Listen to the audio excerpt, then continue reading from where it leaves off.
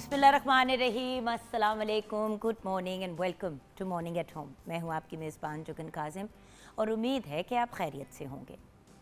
Viewers, मैं काफ़ी दिनों से, जब से 1 अगस्त का आगाज़ हुआ है, अगस्त के महीने का आगाज़ हुआ है, तो मैं सोच रही हूँ कि हम सब कोशिश करते हैं कि अपने घरों को, अपने मुल्क को सजाएं। क्यों? क्योंकि जब भी बर्थडे होती है, जैसे मेरी बर्थडे हो या आप में से किसी की सालगिरह हो, तो घर वाले कुछ तो सजावट करते हैं, कुछ थोड़ी बहुत फुनकुनियाँ लगा दी, चुनमुन सी चीज़ें लगा दी, थोड़े स्ट्रीमर्स लगा दिए। तो चले उसी पॉइंट ऑफ व्यू से अगर हम देखें तो क्या हम अपने घर को सिर्फ तभी सजाते हैं या घर की हालत तभी ठीक रखते हैं जब हमारी सालगिरह होती है, या फिर सारा साल या हर रोज़ हम अपने घर का ख्याल रखते हैं? कोशिश तो यही करते हैं कि घर का ख्याल सारा साल रखें। तो जब मुल्क की बात आती है और मुल्क की सालगिरह की बात आती है, इंडिपेंडेंस डे की बात आती है, तो सजावट सिर्फ इस पॉइंट ऑफ व्यू से करना कि बर्थडे आ रही है तो हमने सब मिलके सेलिब्रेट करना है, तो इसलिए झंडियाँ वगैरह चीज़ें लगी हों, पता नहीं। मुझे ये लगता है कि अगर इस मुल्क से हमें इतना प्यार है, अगर हमें इतना इश्क है अपनी धरती माँ से, तो क्या हमारे तरीके और हमारे रवैये और चीज़ें थोड़ी डिफरेंट नहीं होनी चाहिए? क्या पाकिस्तान ज़्यादा खूबसूरत तब नहीं लगेगा जब हमारा मुल्क ज़्यादा हरा भरा होगा, जब ज़्यादा पौधे लगे हुए होंगे, ज़्यादा शजरकारी होगी? अब आप मुझे कहेंगे कि ये क्या लॉजिक हुई? लॉजिक ये हुई कि व्यूअर्स, पौधे लगाएं, अपने पाकिस्तान को सजाएं। देखिए, सबसे खूबसूरत सजावट, सबसे खूबसूरत डेकोर हमारे घर का, हमारे इर्द गिर्द के माहौल का क्या होता है? जब हम पौधे लगाते हैं, जब हम प्लांट्स लगाते हैं। अब प्लांट्स लगाने के पीछे रीज़न क्या है? देखिए, खूबसूरती तो एक बहुत छोटा रीज़न है। एक्चुअली सबसे बड़ा रीज़न ये है कि पौधे हमारी एज ह्यूमन बीइंग्स, इंसान होने के नाते एक बेसिक नीड है। हम सबको ज़रूरत है पौधों की, क्योंकि पौधे हमें एक तो खुराक भी प्रोवाइड करते हैं, उससे बढ़ के हमें ऑक्सीजन प्रोवाइड करते हैं। 1 से 2 मिनट के लिए अगर ऑक्सीजन आपके दिमाग को ना जाए और आप कोई ऐसी चीज़ हो तो आपको ब्रेन डैमेज हो सकता है। तो ऑक्सीजन की कमी पूरी दुनिया में काफ़ी ज़्यादा इस लिहाज से होती जा रही है कि पौधे, दरख्त वगैरह कटते चले जा रहे हैं, लोग शजरकारी की तरफ जा नहीं रहे। जितनी ज़्यादा कंक्रीट जंगल्स बनते जा रहे हैं, यानी कि हाई राइज बिल्डिंग्स, दरख्त काट काट के पुरानी दीवारें, पुरानी इमारतें तोड़ रहे हैं, चीज़ें बर्बाद करके वहाँ पे बड़ी बड़ी बिल्डिंग्स बन रही हैं और दरख्त कटते चले जा रहे हैं। और उसके साथ एक और बहुत बड़ा प्रॉब्लम, जहाँ दरख्त कट रहे हैं वहाँ पे एक विजुअल प्रॉब्लम भी आ रही है। और उसकी जगह जब एक बिल्डिंग आ जाती है तो देखें उस बिल्डिंग के अंदर कौन से पौधे लगने हैं? अपार्टमेंट बिल्डिंग्स हो गई या ऑफिस बिल्डिंग्स हो गई, तो वहाँ पे लोग प्लास्टिक के ज़्यादा से ज़्यादा अगर पौधे रखें तो प्लास्टिक के पौधे रखते हैं। अब मेरे पास एक वीडियो है जो मैं आपके साथ शेयर करना चाहूँगी। आज सुबह ही मैंने अपने घर की बनाई, सिंपल सी, अपने फ़ोन पे, सिर्फ आपको दिखाने के पॉइंट ऑफ व्यू से कि देखें, अगर आपके पास आउटडोर में स्पेस नहीं है तो इंडोर में भी तो पौधे लगाए जा सकते हैं। ये देखिए, snake plant, money plant, bamboos मेरे। अब ये बैम्बूज काफ़ी छोटी हाइट के थे, इनका ख्याल रखा, इनको मेंटेन किया, अब ये काफ़ी लंबे हो गए हैं। किसी ने गिफ्ट के तौर पे दिए थे जब मेरे घर पहली दफ़ा आए। अब आप सामने देखें तो वहाँ पे आपको नज़र आ रहा होगा कि मैंने अपनी बुक शेल्फ के ऊपर भी मनी प्लांट्स लगाए हुए हैं। आप लोगों को अक्सर प्रोग्राम में कहती हूँ कि जी money plant, snake plant and spider plant जो हैं वो आपको ऑक्सीजन फ्राहम करते हैं। तो अगर आप इस वीडियो को कंटिन्यू करें देखना, जो मैंने अभी आप लोगों के साथ शेयर किया है, तो ये देखें, आपको यहाँ पे फ्रंट पे भी मैंने मिट्टी है, वहाँ पे वो जो हैं स्टोन्स रखे हुए हैं मार्बल के, और उसके अंदर प्लांट्स है हर तरफ घर के अंदर। ये मैंने आपको सिर्फ एक कमरा दिखाया है व्यूअर्स, मेरे बेडरूम में भी प्लांट्स है। ये देखें, ये कॉर्नर पे भी, जहाँ पे कोई ज़रा सी स्पेस मिलती है मैं वहाँ पे पौधे लगा देती हूँ घर के अंदर। अब obviously indoor plants outdoor plant से मुख्तलिफ होते हैं। इंडोर प्लांट को डिफरेंट किस्म की सूरज और हवा वगैरह चाहिए होती है, इन पौधों को भी हम बाहर निकालते हैं, इनको हवा भी देते हैं। बट बात यह है कि व्यूअर्स, सांस लेना हमारी जिस्म की एक बहुत बेसिक ज़रूरत है, और साफ आबो हवा किस तरह क्रिएट होगी? सिर्फ बातें करके, सिर्फ शिकायतें लगा के? अपने इर्द गिर्द की आबो हवा को तो साफ सुथरा करें। आप कभी, व्यूअर्स, मेरे घर है, मैंने घर के बाहर भी दरख्त लगाए हुए हैं, घर के अंदर भी दरख्त लगाए हुए हैं, एज एन लॉन के अंदर, मैंने घर के अंदर की स्पेसेस में भी लगाए हुए हैं, क्योंकि आजकल जैसे गर्मी है, मौसम एक सेकंड में ज़रा सा अच्छा हो जाता है, फिर एक मिनट में तपती धूप भी निकल आती है। अब तपती धूप में अगर आप बाहर जाएंगे तो आप बीमार हो जाएंगे, तो आउटडोर बच्चों की एक्टिविटी कम हो जाती है। तो मैंने घर के अंदर ऐसी स्पेस क्रिएट की। अब मुझे पता है कि हर बंदे के घर का साइज़ मुख्तलिफ होता है।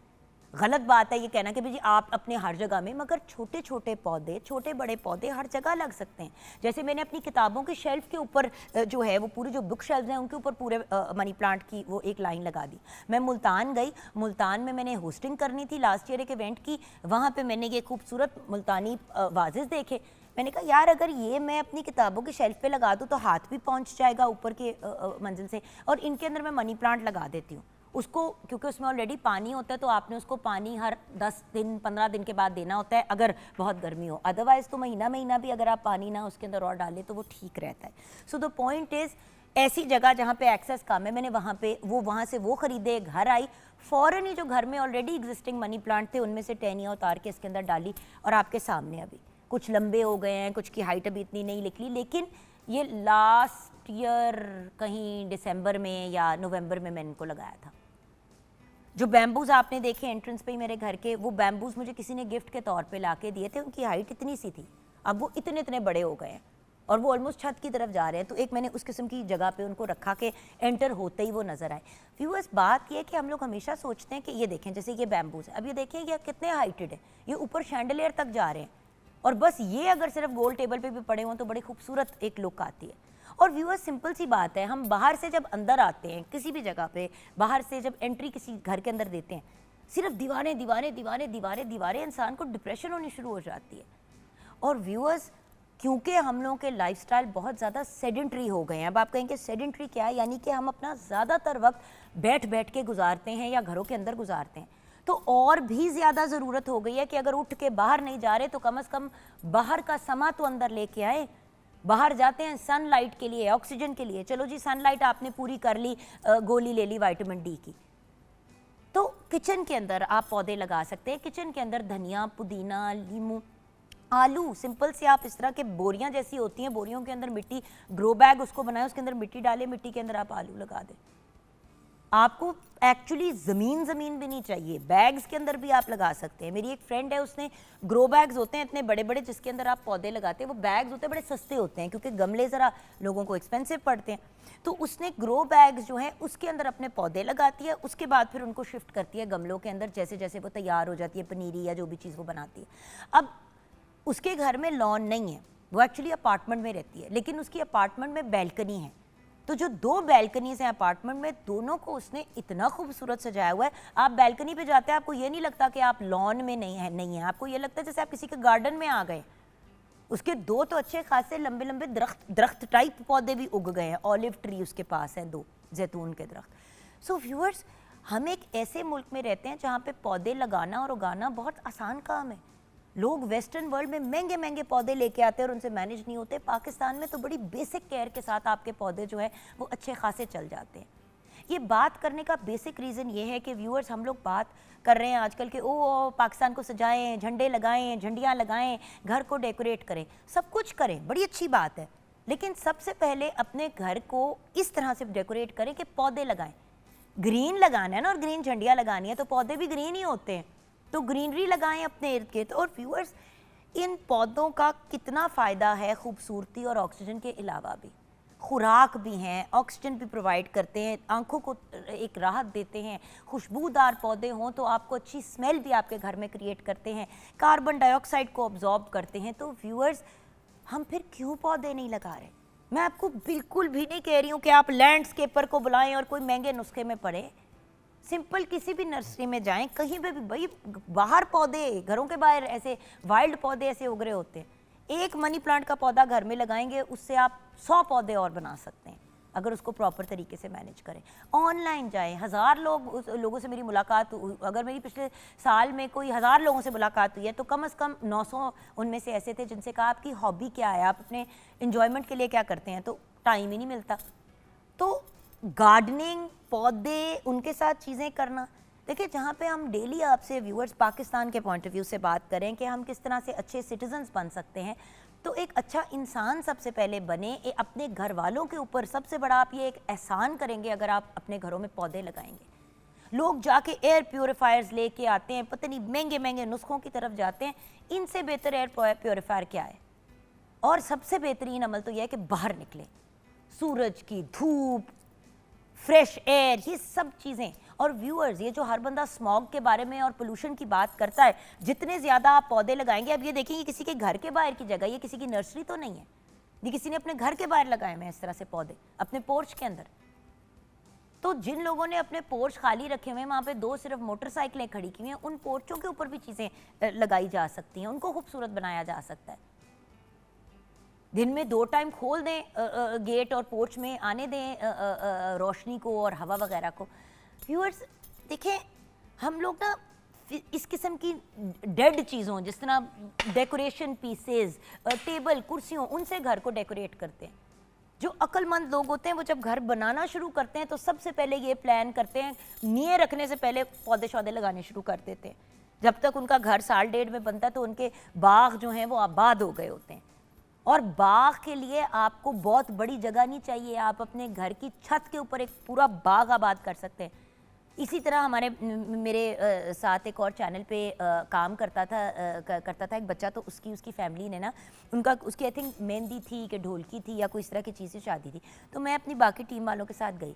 सच्ची बात है व्यूअर्स, जब उनके घर में एंटर हुई, छोटा सा 1.5-2 मरले का घर, मतलब जिस तरह उस तरह के घर होते हैं, अच्छा उन्होंने जितने अपने हिसाब से डेकोरेट किया हुआ था।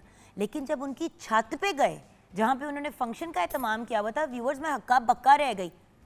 मैंने ऐसे अमीरों की छतें नहीं देखी, ऐसे अमीरों के लॉन नहीं देखे जिस तरह जो मैंने उस middle class, lower middle class के बच्चे की छत देख ली। उसकी अम्मी को शौक था, उन्होंने इतना खूबसूरत ऊपर की जगह को बनाया हुआ था, ऐसे लगता था कि जैसे 2 मरले के एक हम ऐसे हॉल में आ गए हैं जिसको किसी ने बड़ा खूबसूरत डेकोरेट किया हुआ है। और वहीं पे ऊपर छत पे ढोलकी भी हुई, हल्ला गुल्ला भी हुआ, एंजॉय भी किया। लेकिन सबसे ज़्यादा लोगों ने क्या एंजॉय किया कि इर्द गिर्द ग्रीनरी और सारा कुछ। और मैंने उनसे पूछा कि ये आपने डेकोर किधर से कराया? उन्होंने कहा बेटी कुछ भी नहीं कराया, कुछ भी नहीं कराया, नीचे से हम दरियाँ दुरियाँ उठा के ले आए, ज़मीन पे ये चीज़ें रखी। कहती बेटा असल में पौधे इतने वो है ना, वो हरे भरे हैं और वो लग रहा है कि जैसे डेकोरेशन की, ये सारा कुछ यहीं पे होता है। मैंने कहा आपकी तो छत आपके पूरे घर से ज़्यादा खूबसूरत है। कहती है बेटा जो जितनी औकात थी उस हिसाब से अपने घर को तैयार किया, लेकिन ये एक ऐसा काम है जिसका मुझे शौक भी था। कहती ये तो मैंने एक किया, फिर उन्होंने मुझे 2-3 और छतें दिखाई कि इन 2-3 लोगों को भी घर को जाके मैंने किया। तो व्यूअर्स, ये आप अपना बिजनेस भी बना सकते हैं। जी, किचन की तरफ रुख करते हैं। शेफ़ नूर हमारे साथ हैं। अस्सलाम वालेकुम शेफ़ नूर। वालेकुम सलाम, कैसी हैं आप? ठीक बिल्कुल ठीक। शेफ़ नूर, पाकिस्तान को सजाने की बात करें तो झंडियाँ और हमारा फ्लैग तो अपनी जगह, लेकिन हरा तो हमारे हर पौधे में होता है। बिल्कुल, पौधे भी तो लगाए जा सकते हैं। पौधे बिल्कुल लगाए जा सकते हैं। आप मनी प्लांट की बात कर रही हैं, मैं अपने पुराने घर में मनी प्लांट का एक पूरा गमला छोड़ के आई। मैं वो अपना गमला लेके आई, वो इतना ग्रो कर गया माशाल्लाह मनी प्लांट। वो मुझे दे ही ना, वो जो लैंडलॉर्ड ने आए ना, वो कहते हैं नहीं ये हमारा है, बल्कि मैं लड़ के लेके आया। आप यकीन करेंगे, मैंने कहा ये मैंने लगाया हुआ था। तो पौधे बिल्कुल लगाने चाहिए, और मैं ख़ुद भी अपना छोटा सा लॉन है उसको वो कर रही हूँ, मनी प्लांट वगैरह के इतने माशाल्लाह ग्रो कर गए। मैं बड़े गमले में लगा रही हूँ। क्या है, ये आपको ऑक्सीजन फराहम कर रहे हैं। सिर्फ मेरी एक रिक्वेस्ट बार बार होती है कि व्यूअर्स प्लीज़, अगर आप घर में पौधे वगैरह लगाते हैं और ख़ूबसूरती के लिए भी अगर लेके आए हैं सिर्फ, तो ये याद रखें कि जानदार चीज़ है, उनका ख्याल भी रखना है। बिल्कुल। जैसे हम लोग अपने स्टूडियो के अंदर असल पौधे नहीं रख पाते, हमने 1-2 दफ़ा कोशिश की, लेकिन बाय डिफ़ॉल्ट हमें पीटीवी बाहर अपने जो बाहर का एरिया है उधर उनको शिफ्ट करना पड़ा, क्योंकि वो मर रहे थे। क्योंकि ऑब्वियसली व्यूअर्स, यहाँ पे लाइट ऑन होती है शूट के पॉइंट ऑफ व्यू से, हम लोग काम करते हैं, स्टूडियो से काम करके चले जाते हैं, लेकिन इस मैसेज को देने के लिए कि ग्रीनरी बहुत इंपॉर्टेंट है, तो हमने पौधे फिर भी हर जगह रखे हुए हैं, even if they are fake plants. लेकिन आप अपने घरों में तो जिंदा आबाद घर के अंदर पौधे लगाने में क्या इशू है? लोग हफ्ते हफ्ते के लिए जाते हैं, पीछे से अपने पौधों का ना भी कोई इंतजाम करके जाएं तो उनके पौधे बिल्कुल ठीक रहते हैं। पौधे तो इतनी कम केयर मांगते हैं, आपको कोई नहीं कह रहा आप वो वाले पौधे लाएं जिनकी बहुत ओवर केयर करनी पड़ती है। सिंपल वाले पौधे ले आएं घरों में, क्योंकि बात यह है कि ये काम हम लोग नहीं करेंगे तो कौन करेगा?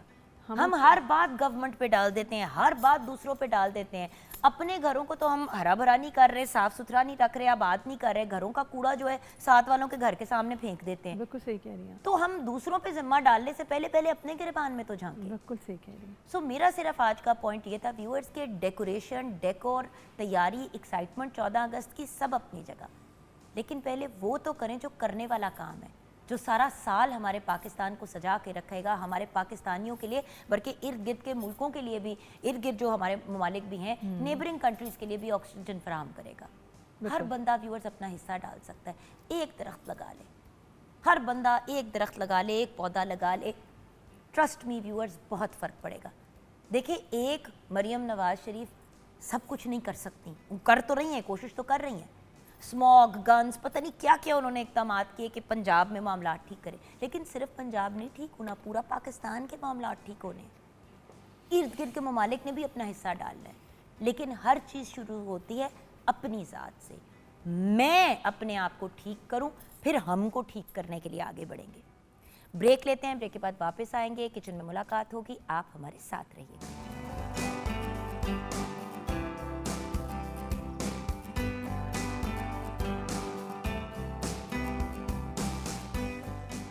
Welcome back from the break viewers. आज हम शेफ़ नूर से उनकी उम्र के बारे में पूछ रहे हैं। तो वो उम्र हमसाये के बारे में तो बात कर गई, लेकिन अपनी असल उम्र नहीं इन्होंने हमें बताई। ये एक मिस्ट्री रहेगी सारी ज़िंदगी के लिए। मुझे पता है, इसलिए मुझे डरा डरा देख रही है कि अब मैं ऑन एयर बता दूँगी, लेकिन बता देना चाहिए जस्ट आपको, ये वाली गुंडागर्दी। अच्छा चले शेफ़ नूर, और बाय द वे व्यूअर्स, जहाँ पे ये बात कर ही रहे हैं वहाँ पे एक इम्पॉर्टेंट बात, किसी भी इंसान से उनकी एज पूछना या उनकी सैलरी पूछना, ये दुनिया भर में एक बहुत मायूब बात कंसिडर की जाती है और ये एक बड़ी रूड बात होती है। पब्लिक सेटिंग्स में हम लोग बैठ के किसी से पूछते, तुम कमाते कितना हो, नहीं कितनी तनख्वाह मिलती है तुम्हें। Chef Noor, it's very very rude. देखिए, किसी की क्या अर्निंग है वो उसका और इनकम टैक्स वालों का ताल्लुक, वो उनका और गवर्नमेंट ऑफ पाकिस्तान का ताल्लुक है, उससे आपका उससे कोई ताल्लुक नहीं है। सो मेहरबानी से स्पेशली जो बुजुर्ग हजरात पूछते हैं, अगर पूछना भी है किसी से तो अकेले में भी ये बात की जा सकती है। 10 लोग में वो तेरी तनख्वाह की है, मुझे याद है मैंने नया नया मॉर्निंग शो करना शुरू किया, कहीं पे बैठी हुई थी तो मामा की एक मतलब मेरी नानों के पास एक खातून काम किया था, नानों को भी फौत हुए, मैं 9 साल की थी, तो उनकी काफ़ी एज है। कभी पुत्र हूँ, तेरी तनख्वाह कितनी होएगी? 20-25 हज़ार बना लेनी है। मैं कहा जी आगे मैं क्या बोलूं? नहीं सही कहा आपने, मतलब तनख्वाहें भी अब बंदा समझाए अपनी, और एज जनरली मर्द औरत दोनों के लिए ये अप्लाई करता है, it's not just for women, in general. अगर आप बेसिक एटिकेट को भी पढ़ें तो बेसिक एटिकेट ये डिमांड करता है कि आप लोगों से उनकी उम्र और पर्सनल डिटेल्स ना पूछें अनलेस आपकी क्लोजनेस हो, वो एक फॉर्मल और इनफॉर्मल ताल्लुक होता है, बट पब्लिक सेटिंग्स में बिल्कुल भी नहीं। ये क्या है जी? हमने इसमें 1 टेबलस्पून मक्खन डाला है, 1 टेबलस्पून ऑयल, और हम अपना जो है चिकन मैरिनेट किया हुआ अब डाल देंगे और इसको हम पकाएंगे। तो मैं इतनी देर में रेसिपी बोल देती हूँ। और हाँ, आप रेसिपी बोल दें ताकि फिर मैरिनेशन में क्या था क्या नहीं था। जी, क्रीमी चीज़ी चिकन चीज़ सैंडविचेस। मैंने कहा पता नहीं कोई आज हम बोनलेस हांडी या कुछ बना रहे हैं, फिर मैंने डबल रोटी देखी, मैंने कहा पता नहीं तुसी की कर रहे हो, फिर तुसी कोई कंफ्यूजन तो नहीं बना रहे। जी, इसके लिए हमें चाहिए जी चिकन बोनलेस चाहिए, क्यूब में कटा हुआ 2 कप, डबल रोटी हस्बे ज़रूरत, प्यारी प्यारी सीजनिंग 2 खाने का चम्मच, सिरका 2 खाने का चम्मच, कॉर्नफ्लावर 1 खाने का चम्मच, नमक हस्बे जायका, मक्खन आधा कप, मेयोनीज हस्बे ज़रूरत, cream 1 packet, mix cheese cheddar and mozzarella 2 cups, cheese slice हस्बे ज़रूरत, गाजर 1 अदद चॉप, शिमला मिर्च 1 अदद, आइसबर्ग 1 कप, पेपरिका पाउडर 1 चाय का चम्मच, काली मिर्च पाउडर आधा चाय का चम्मच, ऑर्गेनो 2 चाय के चम्मच, और कुटी हुई सुर्ख मिर्च 1 चाय का चम्मच। बिल्कुल सही, ये हो गए हमारे इंग्रेडिएंट्स। हाँ जी। और यहाँ पे बिल्कुल बराए नाम बटर एंड ऑयल के अंदर हम कर रहे हैं चिकन को फ्राई। ये मैंने अपनी चीज़ें भी जमा कर ली सारी सैंडविचेस को बनाने के लिए, क्योंकि सैंडविचेस को आपको कोशिश करेंगे जब आप सैंडविचेस को, क्योंकि हम ग्रिल भी करेंगे, तो ये वाला जो चम्मच होता है ना, ये ज़रा स्ट्रेट वाला चौड़ा, उससे दबाने में भी हेल्प होती है और उठाने के पॉइंट ऑफ व्यू से ये वाला स्टील का हमने चिमटा टाइप। हमने चिकन बोनलेस को पहले हमने सिरका और नमक लगा के 15 मिनट के लिए रखा, और उसके बाद हमने अपना, इसीलिए इतनी वो नरम हुई हुई है जी, 15 मिनट के लिए रखी है। और उसके बाद हमने इसमें अपनी सीजनिंग डाली है, प्यारी प्यारी सीजनिंग, और इसके बाद नमक, कुटी हुई मिर्च, नहीं नमक नहीं, कुटी हुई मिर्च और ऑर्गेनो और पेरी पेरी सीजनिंग डाल के इसको हमने मैरिनेट कर दिया। ठीक है जी। अगर आपने सुबह बनाने हैं तो रात को कर दे, जितना टेंडर होगा चिकन उतना ही मज़े का इसका फ्लेवर आएगा। मैं तो यही कहती हूँ कि जब भी आपने कभी स्टेक सैंडविचेस या कोई इस तरह की चीज़ रात को कर बनानी है ना, रात को मैरिनेट कर देना तो आपको ज़रा बेहतर। मैंने रात को इसको कर दिया था मैरिनेट, और अब ये हमने मक्खन डाला है और ज़रा सा ऑयल डाल के हम इसको फ्राई कर रहे हैं। इसके बाद इसको हम ठंडा करेंगे और थोड़ा इसको मोटा मोटा चॉप कर लेंगे। ठीक है। अच्छा, वेजिटेबल्स इसमें जाएंगी? जी, वेजिटेबल हम बाद में कच्ची डालेंगे जब ये ठंडा हो जाएगा।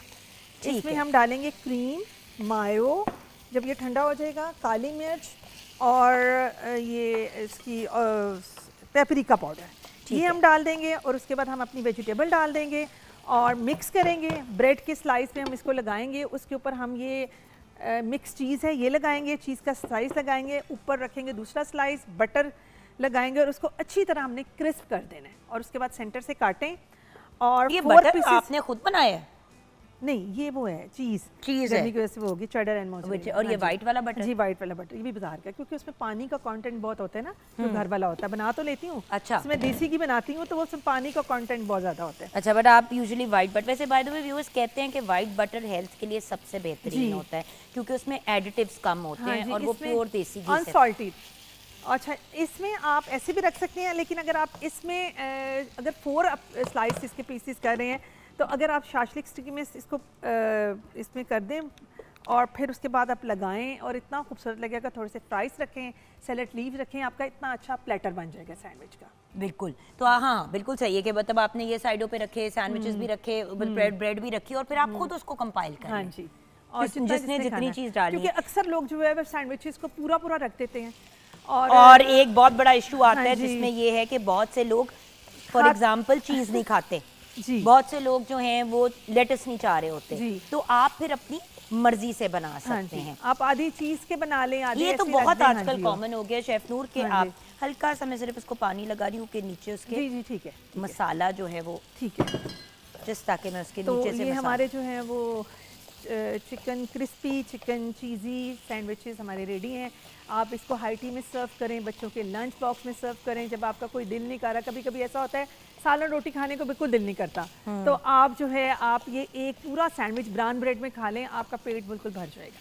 बिल्कुल। और मेन चीज़ इसमें है चिकन की कुकिंग जी। आपने एक दफ़ा चिकन को पका लिया तो बेसिकली तो आपका काम डन है। और प्लेटर स्टाइल में। अच्छा, आपकी 14 अगस्त की क्या तैयारियां होती हैं? होता है ना 14 अगस्त की आमद जब होती है तो कुछ लोगों का ये होता है कि जिस तरह हम लोग ना कोशिश करते हैं कि 1 अगस्त से पहले ही जाके अपना बड़ा वाला फ्लैग ले लें, झंडा ले लें। हाँ, और मैं तो यही करती हूँ कि जाके एक चीज़, ये जो लाउड हॉर्न वाले जो वो चीज़ें होती हैं वो ज़रा प्लीज़ अवॉइड किया करें, क्योंकि देखिए हम रियलाइज़ नहीं करते हैं कि रोडों पे जब बच्चे निकल के ऊंचे ऊंचे वो बजा रहे होते हैं, और बच्चे क्या, लड़के बाइक पे निकले हुए होते हैं और इतना ऊंचा ऊंचा, और मतलब साथ अस्पताल है, स्कूल है, किसी को कोई फ़र्क ही नहीं पड़ रहा। चले आजकल तो स्कूल की छुट्टियां हैं, लेकिन हॉस्पिटल्स में जो लोग बीमार हैं या किसी के घर में कोई सो रहा है, किसी के घर में बच्चे हैं, थोड़ा सा हमें इस चीज़ का प्लीज़ व्यूअर्स ख्याल करना चाहिए कि हम लोगों के लिए प्लीज़ थोड़ी प्रॉब्लम ना क्रिएट करें। ऑल्सो अब तो खैर ये काम बहुत कम हो गया है, पहले बहुत ज़्यादा होता था ये वन व्हीलिंग और ये सारी नॉनसेंस जो होती थी। नहर के ऊपर एक अजाब पड़ा हुआ होता था, क्योंकि ऑब्वियसली वहाँ पे बड़ा खूबसूरत डेकोरेशन का भी सिस्टम होता है और चीज़ें बड़ी खूबसूरती से वहाँ पे तैयार की होती हैं। लेकिन सबने का दिल है कि पाकिस्तान को सजाएं, लेकिन मेरा प्रॉब्लम ये होता है कि भाई सजावट में आप हमारे मुल्क का नुकसान तो ना करें। बिल्कुल डेकोरेशन के। अच्छा, मैंने एक दफ़ा देखा कि एक जगह पे किसी ने स्प्रे पेंट किया हुआ था दीवार के ऊपर। भाई आप दीवारों के ऊपर ग्राफिटी करके उनको ख़राब क्यों कर रहे हैं? आपको इतना शौक है, आप अपने ऊपर कर लें। मतलब लोग अपने मुंह पे भी लगाते हैं और भी 100 चीज़ें करते हैं। मैं सिर्फ जिस बात को यहाँ पे पुश करना चाह रही हूँ या इनकरेज करना चाह रही हूँ वो ये है कि देखें, खुशी मनाने के भी तरीके होते हैं, अंदाज होते हैं, राइट। अब जैसे कि शब बारात है, कुछ लोग पटाखे फाड़ते हैं, इवन दो आपको पता है कि फायर क्रैकर्स इलीगल हैं, जैसे भी इलीगल अंदाज में फायर क्रैकर्स ये वो व्हाटएवर। अच्छा, या तो वो एक एक्सट्रीम में चले जाते हैं लोग, फिर वो लोग भी होते हैं जो सारी रात इबादत में गुजारते हैं, वो लोग भी हैं जो पार्टीज और गेट टुगेदर्स घरों में रख लेते हैं, इबादत का दूर दूर तक निशान ही नहीं होता। सो माय पॉइंट इज, हर बंदे का अपना तरीका है जिंदगी जीने का। हम अपना शुमार किन लोगों में करना चाहते हैं? वो लोग जो लोगों के लिए आसानियां पैदा करते हैं या वो लोग जो लोगों को तंग करते हैं? नहीं, ये हमने डिसाइड करना है। हाँ जी, ये हमने डिसाइड करना, और हमें आसानियाँ, अगर अल्लाह ताला ने हमें भेजा है तो किसी मकसद के लिए भेजा है ना, और तो देखिए, लोगों के लिए आसानियाँ पैदा करना बहुत ज़रूरी है। अगर हम किसी के लिए करेंगे तो अल्लाह ताला हमारे रास्ते में जो है आसानी। अच्छा, इसके साथ मैं एक और एडिशन करूंगी। एक चीज़ को हमेशा याद रखिएगा व्यूअर्स, हर बंदे का अपना एक रोल होता है हर चीज़ के अंदर। जैसे हम मॉर्निंग शो भी कर रहे हैं, मेरा रोल एज अ होस्ट, आपका role as a chef, and the kitchen is your area, right. अभी हमारे पास एक्सपर्ट आएंगे डॉक्टर साहब ब्रेक के बाद, उनसे बात करेंगे, उनसे स्टमक और मैदे वगैरह की बात करनी है, लेकिन उनका अपना एक रोल है। उसके बाद हमारे पास अचीवर्स आएंगे, उनसे मुलाकात होगी, वो भी हर बंदा अपना अपना रोल अदा करता है।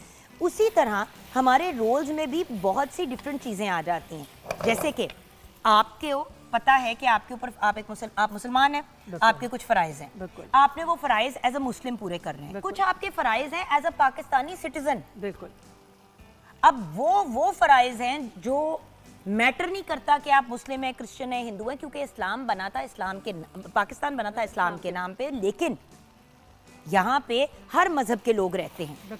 और हमारे कायद ने ही कहा था ना कि किसी के साथ हमने फ़र्क नहीं करना, मजहब के ऊपर, अपीयरेंस के ऊपर, सोशल स्टेटस के ऊपर। ठीक हो गया।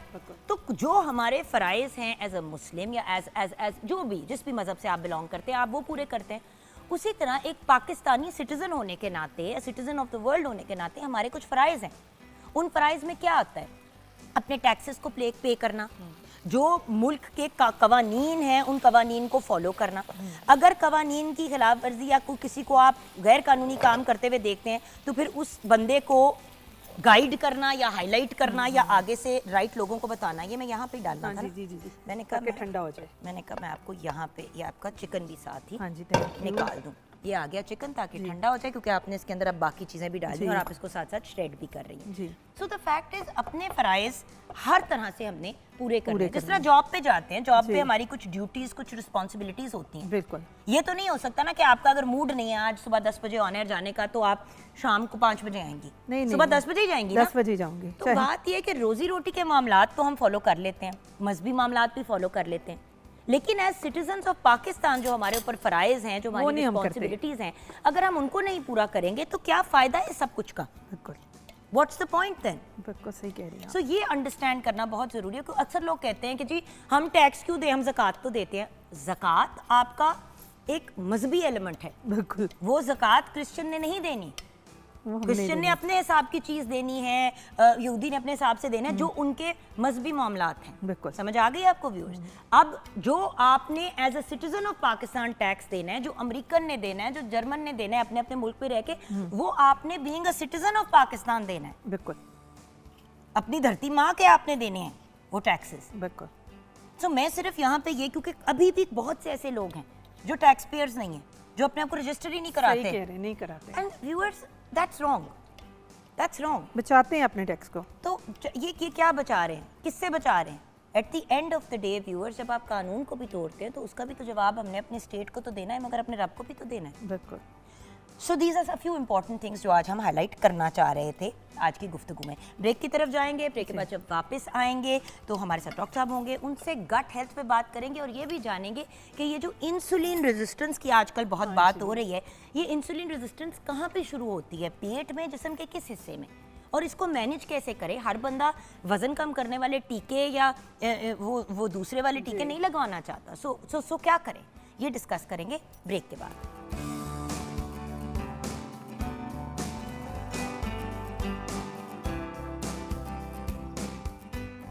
Welcome back from the break viewers. हमें ज्वाइन किया है ब्रेक के बाद एक कंसल्टेंट फिजिशियन ने, डॉक्टर हसन नासिर चीमा। अस्सलाम वालेकुम डॉक्टर हसन। जी वालेकुम सलाम। जी मैडम कैसी हैं आप? ठीक हैं, अल्लाह का शुक्र। अच्छा डॉक्टर साहब, सबसे पहले तो गट हेल्थ की हमने बात करनी है जी। गट हम कहते किसे हैं, पहले तो गट बताएं ना कि क्या चीज़ है। बिल्कुल मैडम। और फिर गट की सेहत क्या है? जी जी, एक्चुअली मैडम हमारे यहाँ समझा जाता है कि गट जो है ना वो मैदे को ही समझा जाता है, लेकिन ये नहीं पता अक्सर लोगों को कि गट जो है उसमें बहुत सारे ऑर्गन्स हैं। मैदा भी है, ईसोफिगस भी है जिसको हम खुराक की नाली कहते हैं, उसमें छोटी आंत भी है, उसमें बड़ी आंत भी है, उसमें लबलबा भी है, उसमें जिगर भी शामिल है। तो गट बेसिकली डाइजेस्टिव एक पूरा एक ट्रैक्ट है जो कि आपके मुंह से शुरू हो जाता है और बड़ी आंत तक रहता है। सो बेसिकली यहाँ पे जो हमारे ऑर्गन्स बैठे हुए हैं जी। व्यूअर्स, ये आपका कहते हैं ना मेरे गट में फीलिंग हो रही है, तो यहाँ की बात हो रही है। अब उसमें आपका दिल मतलब सारा कुछ जी बिल्कुल। अच्छा, अब तो हम समझ आ गए गट की, और गट हेल्थ हो गई इस पूरे हिस्से का, इस पूरे एरिया की सेहत का ख्याल रखना। एग्जैक्टली। गट का, इस पूरे एरिया का और दिमाग का आपस में क्या कनेक्शन है? मैं स्टेप बाय स्टेप डॉक्टर साहब एक एक करके चीज़ को पकड़ूंगी, ठीक जी है? बिल्कुल बिल्कुल। मैडम एक्चुअली हमारा जो गट है, हमारी आंतें हैं और हमारा माइंड है, ये हर वक्त एक दूसरे के साथ बातचीत कर रहे होते हैं।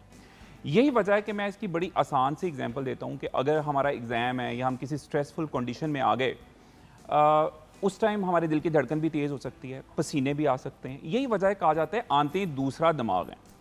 मैडम रिसर्च अब ये कहती है कि आंतें दूसरा दिमाग नहीं हैं, आंतें ही असल दिमाग हैं। हैं? जी नहीं, ये नहीं, ये कैसे हो सकता है? जी मेरा मैडम। दिमाग मेरे पेट में जी ऐसे ही है मैडम, ये बिल्कुल ऐसे ही है। पेट बेचारा, आपको भी पता है और मुझे भी पता है डॉक्टर साहब, क्योंकि आप जनरल फिजिशियन हैं, यानी कि आप पैथोलॉजिस्ट हैं, आप सबसे पहला जो पेशेंट का पॉइंट ऑफ कांटेक्ट होता है वो आप होते हैं। आप जी। बताते हैं कि अब आपको इस डॉक्टर पे जाना है, इसके पास बिल्कुल, जाना है, या आप बिल्कुल। ही उसको हल कर लेंगे, राइट? बिल्कुल ऐसे ही है, बिल्कुल स्पेशलिस्ट की जरूरत है या आप ही देख लेंगे? बिल्कुल। तो आपके पास तो हर नौयत की प्रॉब्लम्स आती हैं। ऐसे ही है, ऐसे ही है। 90% पेट से रिलेटेड ही होंगी, गट से बिल्कुल। रिलेटेड ही होंगी। बिल्कुल ऐसे ही है, बिल्कुल ऐसे ही है मैडम। यही वजह है जो आपने हर कहा ना, बंदे का गट यानी कि दिमाग खराब है। मैडम 90% सेरोटोनिन एक हार्मोन है जो बेसिकली हमारे हैप्पी हार्मोन। जी हैप्पीनेस हार्मोन, वो बनता गट में है, बनता यहाँ है, 90% काम यहाँ करता है।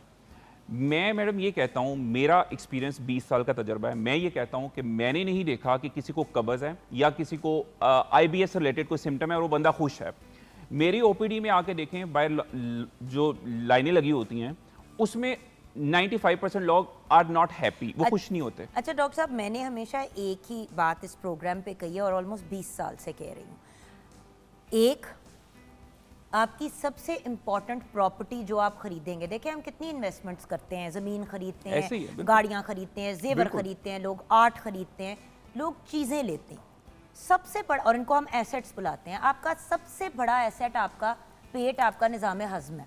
कोई शक नहीं, कोई शक। क्योंकि जो इंसान अपने निज़ाम हज़्म को सीधा कर लेता है, उसको किसी भी मेडिकल प्रॉब्लम की तरफ फ्यूचर में जाने की ज़रूरत नहीं ऐसे ही पड़ती। है, ऐसे ही है। कॉन्स्टिपेटेड बंदा या डायरिया वाला बंदा जिंदगी में कभी भी सेहतमंद जिंदगी नहीं गुजार नहीं हो सकता, क्योंकि डायरिया में सारे न्यूट्रिएंट्स निकल रहे हैं, कॉन्स्टिपेशन में फासिद मादे आपके ही अंदर है। बैठे हुए हैं, बिल्कुल ऐसे ही है, मतलब कूड़ा पड़ा हुआ है ना ऐसे ही अंदर, है, और ऐसे वो ही। पड़ा हुआ है बस। मैडम आप 2 दिन अपने घर की सफाई ना करें तो क्या हाल हो जाता है? बदबू, गंध। इसी तरह अगर आप अपने पेट की सफाई का ख्याल नहीं रखते हैं, आप यकीन करें ज़िंदगी वीरान हो जाएगी, खुशियां नहीं रहेंगी। पाकिस्तानी माशरे में जब से जंक फूड ज़्यादा बढ़ा है, लोगों ने प्रोलॉन्ग सिटिंग करनी शुरू कर दी है, सोशल मीडिया की वजह से बैठे रहते हैं, लेट के फ़ोन देखते रहते हैं, फिजिकल एक्टिविटी कम वैसे होती है। जिसको कब्ज है और जिसका मूड खराब है, जी उसने फिर घर पे भी कोई अच्छे तेवर तो नहीं दिखाए। नहीं दिखाएगा, बिल्कुल नहीं दिखाएगा मैडम, ऐसे ही है। और मैडम कब्ज़ वाले लोगों को या फिर मेरे पास जो गट हेल्थ के मरीज आते हैं, वो ज़्यादातर खुद नहीं आते, उनको उनकी बीवियां लेके आती हैं कि डॉक्टर साहब यार लड़ते बहुत है, लड़ाई बहुत करते हैं, बच्चों पे गुस्सा करते हैं,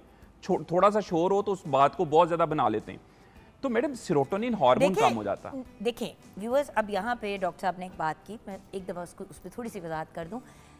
डॉक्टर साहब ने आपको बेसिकली वो जो कहते हैं ना डराने के पॉइंट ऑफ व्यू से तलाक के साथ उसको कनेक्ट किया है। The reason that we are saying that is because viewers, कोई भी पेट के मामलात को सीरियस नहीं लेता। मैं ऐसे लोगों को भी जानती हूँ जिनके बच्चों को कॉन्स्टिपेशन की प्रॉब्लम है, कॉन्स्टिपेशन की प्रॉब्लम है, साल हाँ साल उनकी कॉन्स्टिपेशन की प्रॉब्लम चलती है, और माँ बाप कहते हैं बड़ा होगा तो ठीक हो जाएगा। ऐसे ही। उन बच्चों का कद नहीं निकल रहा, उनका वेट नहीं बढ़ रहा, तबीयतें ख़राब। और उसके अलावा डॉक्टर साहब, जब आपको कॉन्स्टिपेशन रहती है, हेमरॉइड्स, फिशर्स, पता नहीं क्या क्या आपको, और एग्जैक्टली मैम, ये बिल्कुल बातें हैं और लोगों की इस तरफ जाती नहीं। इसीलिए मैं इवन ये कहता हूँ, आपको एंग्जाइटी है, डिप्रेशन है, खौफ है, आपको खुशी महसूस नहीं होती है, डिप्रेशन की दवाइयाँ खुदारा फ़ौरन ना खानी शुरू कर दें। पहले इस तरफ तवज्जो दें कि डिप्रेशन का आगाज़ कहाँ से होता है, वो गट हेल्थ से होता है। उससे चिड़चिड़ेपन का आगाज़ आंतों से होता है। पेट साफ़ नहीं होता, आपको गुस्सा भी आएगा, आपको घर से बाहर जाते हो डर भी लगेगा, आपको बच्चों की खुशियाँ भी अच्छी नहीं लगेंगी, गुस्सा आएगा,